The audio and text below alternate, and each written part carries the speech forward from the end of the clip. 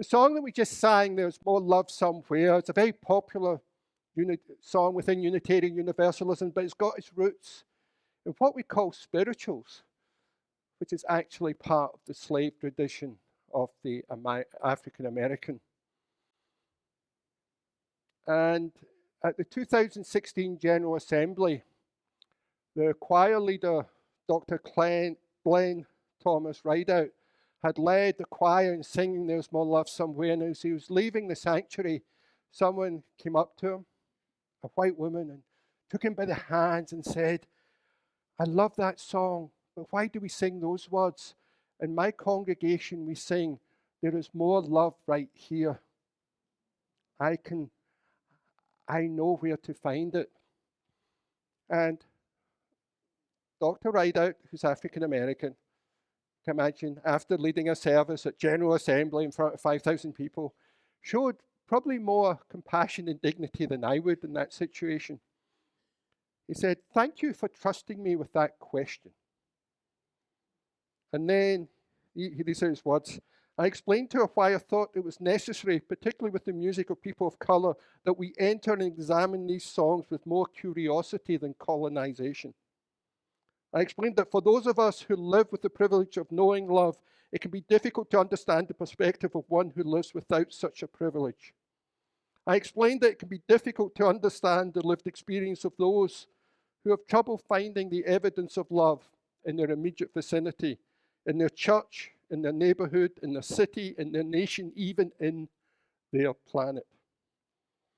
I offered that if we, as a spiritual community of Unitarian Universalists, populated by well-meaning people, are to mean anything to the lives and deaths of people of colour, we must begin by learning, not squelching, the forms of expression that arise from these living perspectives.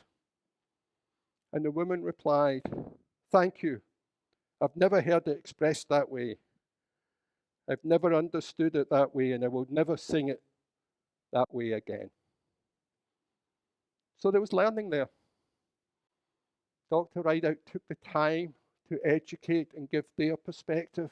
I think that's a great lesson for all of us.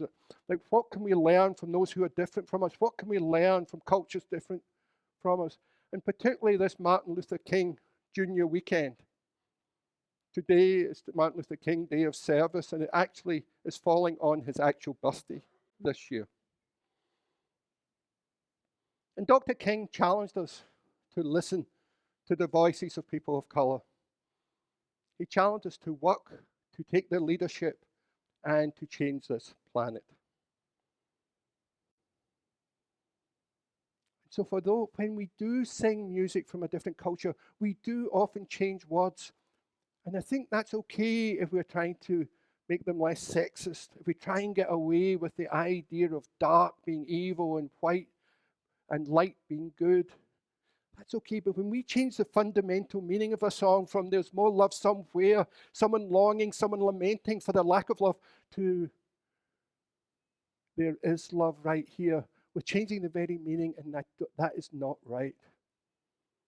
When I sing there's more love somewhere, I enter to that inward space of not yet, of acknowledging that the way things are unjust, unkind to too many in our society. But I commit to working towards justice. I commit to working for more hope, more peace, more joy, and more love. It is possible, not yet attained, but possible. I'm sure, and he mentions this in the longer part of that reading, that he was angry by the question, but he held that person in love and saw the opportunity and took the time to educate. And the Sikh activist Valerie Carl says this. She says, joy is the gift of love, grief is the price of love, anger is the force that protects that which is loved. Anger is the force that protects that which is loved. That's a powerful idea. How often do we hear of anger and love connected in a meaningful and life-affirming way? And love can seem so naive, but it's challenging. And the love that Martin Luther King Jr. talks about is that agape love, that empathy and a desire for the welfare of others, for the equality of others as we have ourselves.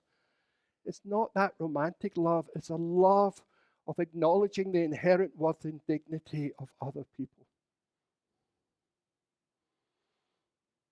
And in the proposed Article 2 bylaws, which we're looking to basically update our 7 principles, it's this statement about love. Love is the overarching element that holds everything together. And it says this: love is the power that holds us together and is at the center of our shared values.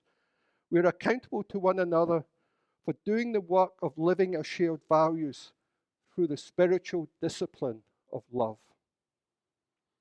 What does it mean to have a spiritual discipline and not simply a spiritual practice?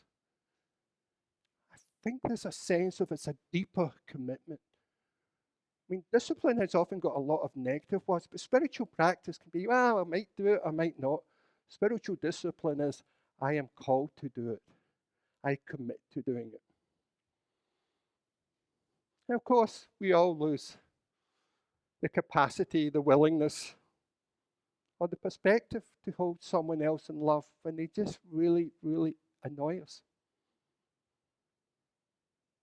And that discipline of love means holding that person in love when you don't feel like it, like Dr. Rideout did with that woman. After leading a service, and we all know how exhausted it is after we've put our heart and soul into something, and someone comes up and says something that just doesn't sit right with us. There was a discipline of love. There was a commitment he had to that education.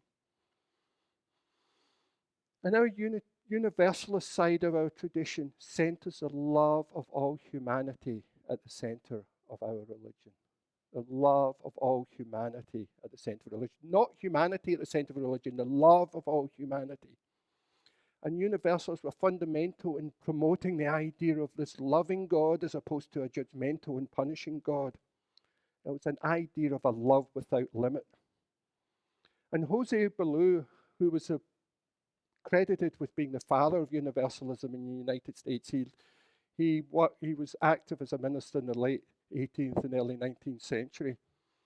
And he would get into debates, and you think, well, why would people not like this idea of love at the center of religion? And many of the Orthodox Christians at the time thought that people would not behave well, they'd been corrupted by sin, and it was only through the threat of punishment and judgment by God that people would behave well. And he was in a debate with a Methodist minister, and the Methodist minister said, Brother Ballou, if I was a universalist, I could hit you over the head, steal your horse and saddle, and still not be punished and go to heaven. And Hosea Ballou's reply was, if you were a universalist, such an idea would never occur to you. And the idea is that through the love of someone else is why we behave well, not the threat of judgment or punishment. The idea that we have love, we have that welfare, we have that idea of agape love, the Christian idea of the agape love where we have the welfare of other people as important to us as our own welfare. That's the love that causes us to behave well, not the threat of judgment and punishment. I'd like to close with the words of Martin Luther King. He had a few things to say about love. And he reminds us of that idea of balancing love and power. And Martin Luther King says, power without love is reckless and abusive, and love without power is sentimental and anemic.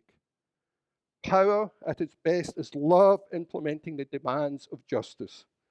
And justice at its best is power connecting everything that stands against love.